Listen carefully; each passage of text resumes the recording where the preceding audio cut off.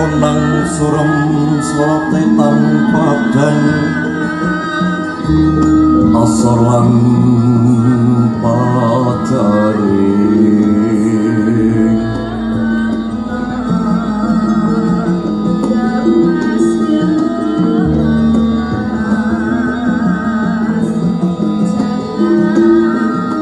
purnameng gegono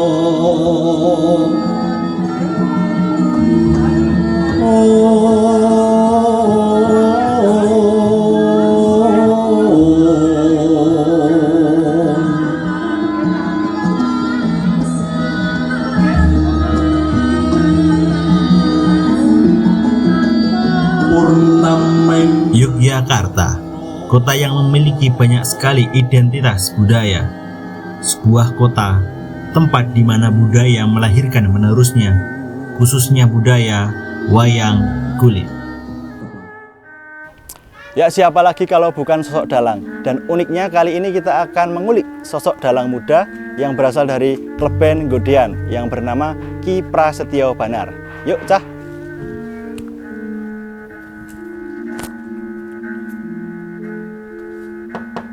Halo, Nun. Monggo Mas. Apa benar ini Pak Sudarsono sebagai pemilik Sanggar Seni Pedalangan Nur Cahyo? Betul. Kebetulan kami dari tim Jagat Mawayang Nggih, ingin mengulik sosok dalang muda yang bernama Ki Banar. Apakah ada, Pak? ada sih. Di dalam baru persiapan itu mau pentas. Apa boleh bertemu dengan Ki Banar, Pak? Boleh. Monggo. Kulo Mas. monggo Kulo Udin saking Jagat Mawayangan. Siap. Monggo, silakan duduk. Siap. Silakan Mas Udin. Ada yang bisa dibantu? Nah ini Mas, mumpung kita berada di Sanggar Nur Cahyo, mau tanya-tanya nih Mas tentang Mas Banar sebagai dalang. Nah Mas Banar ini memulai karir dalangnya itu sejak kapan kalau boleh tahu? Kalau memulai karir dalang itu memang dari kecil, umur 9 tahun sudah memulai karir sebagai dalang kecil sampai saat ini Mas Udin. Sampai saat ini masih melestarikan kebudayaan wayang. Masih melestarikan budaya. Nah Mas, apa motivasi Mas Banar kok bisa masih mantap dalam dunia pewayangan ini? Nah, motivasi yang pertama jelas kita sebagai generasi muda adalah salah satu tombak utama, ujung tombak untuk melestarikan budaya Jawa. Yang kedua, memang sudah panggilan dari jiwa Mas Udin. Panggilan jiwa karena sebuah kebudayaan kalau tidak yang melestarikan akan hilang dimakan zaman.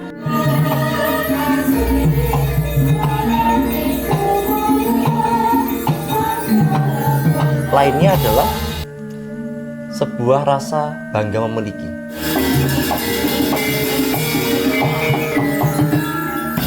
Sense of belonging, bagaimana kita bangga dengan budaya yang ada di Indonesia.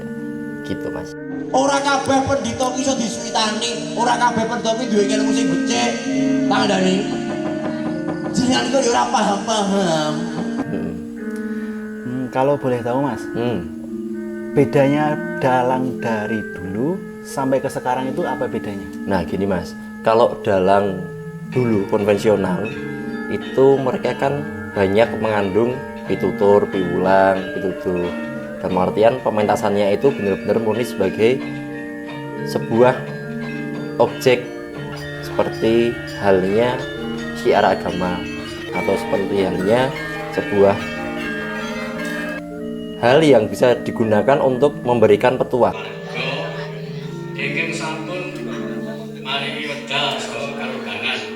Dadi sepurmu dina kakepur aku nampa nawala saka ngasare Mbahyu. Sekarang kan kebanyakan itu kan memang untuk hiburan dari masyarakat.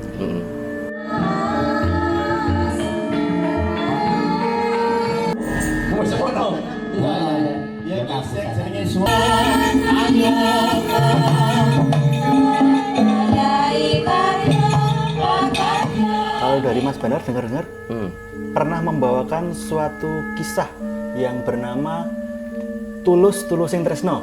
Kok tahu Mas dari mana Mas? Nah dari YouTube itu pernah viral Mas. Oh gitu. Nah Tulus Tulusing Tresno itu memang sudah ada sebenarnya Mas. Lakonnya itu babon lakon atau lakon pakemnya itu kan Sombo Sebit. Sombo Speed. Sombo Sebit. Kemudian kita aransemen ulang, kita sanggit. Di pedalangan namanya sanggit. Kita sanggit ulang, kita perbarui lagi ceritanya agar lebih bisa diterima oleh masyarakat, khususnya generasi muda. Kita bikin intens di percintaan. Lahir batinku yo mung kowe nyono ati Dan itu ternyata bisa menarik perhatian dari teman-teman yang muda-muda karena konseptualnya memang dibikin sebuah kisah cinta. Tapi itu nggak lari dari pakemnya. Oh enggak, karena kan yang namanya dalang itu kan wajib nyanggit atau boleh menyanggit. Jadi ada babon lakon nanti bisa disanggit sendiri sesuai dengan kreativitas seorang dalang, dan nanti itu sebagai ciri khasnya dalang. Jadi boleh, yang penting tidak melewati batas-batas yang ada di pakem.